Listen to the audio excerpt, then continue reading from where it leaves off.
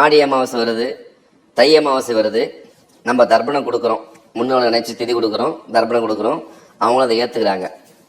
ஆனால் இந்த புரட்டாசி மகாலய பட்ச இந்த அமாவாசைக்கு மட்டும் என்ன ரெண்டுத்துக்கு டிஃப்ரெண்ட் அப்படின்னா, நீங்கள் வழக்கமாக அந்த தை அமாவாசையில் கொடுக்குற விஷயமாகவும் சரி, ஆடி அமாவாசையில் கொடுத்தாலும் சரி, யாரை நினச்சி நீங்கள் தர்ப்பணம் கொடுக்குறீங்களோ அவங்களுக்கு மட்டும் தான் ரீச் ஆகும்.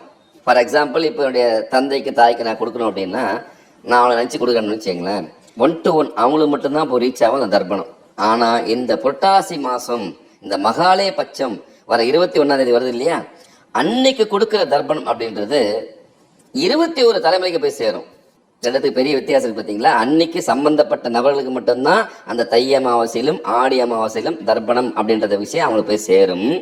ஆனால் இந்த புரட்டாசி மாதம் வரக்கூடிய இந்த மகாலய பட்ச அமாவாசை என்று கொடுக்கும்போது 21 தலைமுறைக்கு நீங்கள் கொடுக்குற தர்ப்பணம் போய் சேரும்.